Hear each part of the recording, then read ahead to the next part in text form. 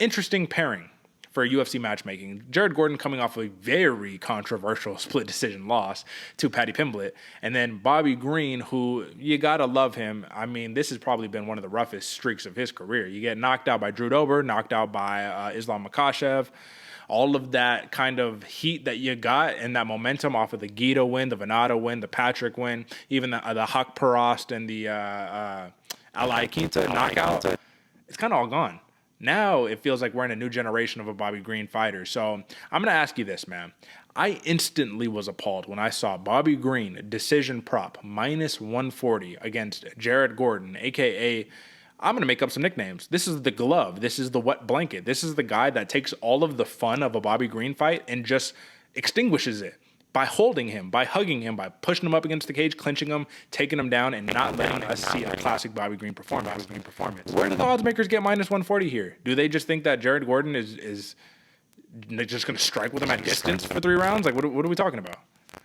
Yeah, I'm glad you didn't bury the lead on that, Derek, because that blew my mind, man. I was expecting that to be the TKO loss, something in there, man, because this is crazy. I agree with you. I don't even have any words to add to it because I'm flabbergasted at how they're coming to that decision. Maybe they think just Jared Gordon has a chin and he's just going to withstand every single punch that's going to come his way, yet not get a takedown at all and be forced into a barn burner. I don't know, man. It seems like long shot to me. And this is clearly my just opinion at the end of the day, obviously. This is all what anything is, right? But Jared Gordon coming off a very controversial split decision loss where you kind of took off the 3rd round and that cost you the fight, right? Regardless of what you say about it, if he was more aggressive in that 3rd round, maybe he could have got the victory. Even Dana White cracked on him, was like, bro, you over here crying, complaining about robbery. You should have been more active. Do you repeat that performance or do you double down? You say, all right, well, shoot, I don't like losing half of my paycheck. How about I pick it up a little bit and I put it on? You have to against Bobby Green or else he's going to light you up all day long. So that's what I'm saying, man. If you think Bobby Green is going to have this super uber fun performance and you look at the last 2 guys that he lost to and you look at the fashion in which that happened, I mean, I don't know what to tell you. Because Bobby Green, if you look at the Drew Dober fight, I mean, he was putting it on Drew Dober. But Drew Dober is also a guy who will sit there and strike with you. Well, Jared, do you think, in your heart of hearts right here, you come in, it's Saturday, you flip on the TV, Bobby Green, Jared Gordon announced. Can you envision a scenario where Jared Gordon is just standing up, kickboxing with Bobby Green? No, in my heart of hearts, Derek, not at all. But to the one thing that does change that, when you got the boss who's cutting your checks saying, yeah, you're a boring fighter, I'm not going to put you on a pay-per-view card again. You really need to go. I'm not going to put you on the main card again, nonetheless a pay-per-view.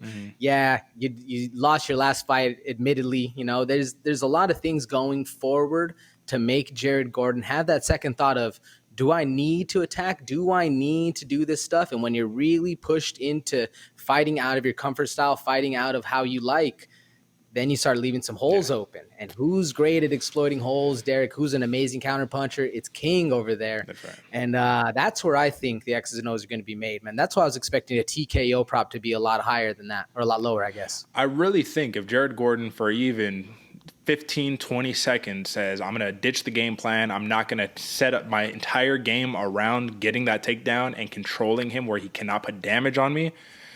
I think Bobby Green lights him up, and I think Bobby Green can get a knockout legitimately. But I just think that if you put the wet blanket on Bobby Green and you take away all the fun, all the explosiveness, all of the boxing of Bobby Green, we've seen there's not really much. There's much to be desired on the ground, and if he wants an exciting fight, this is not the guy you have an exciting fight against. For that reason, I love me some Bobby Green. He is the voice of the sleeper segment here on the Bloody Water podcast. I love that he's getting his main card shine. But I got to take Jared Gordon plus 225 money line and plus 375 prop. You sprinkle some on both right there. If you're rolling with me on my picks, I see this as the what am I even witnessing matchup on the entire UFC Vegas 71 slate. So give me Jared Gordon. Give me a decision. How do you see it?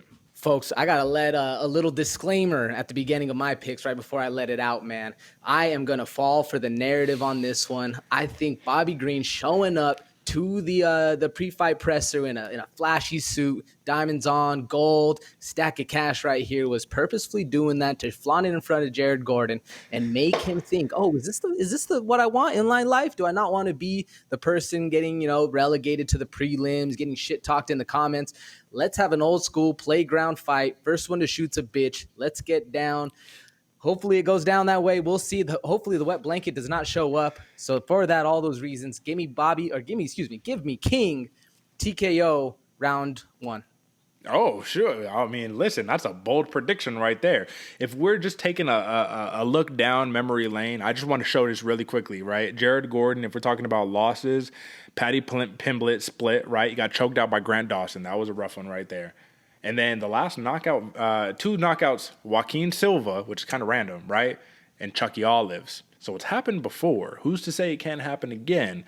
But I will say put respect on Jared Gordon's name, because I don't think he falls for the glimmer and the flash, given that the man says, I went through real rehab, man. I did prison and all that, bro. Y'all don't know what this life is about right here. I don't think he falls to the temptation that easy. But listen, man, I would love that narrative. I love me some Bobby Green, baby. Let's go.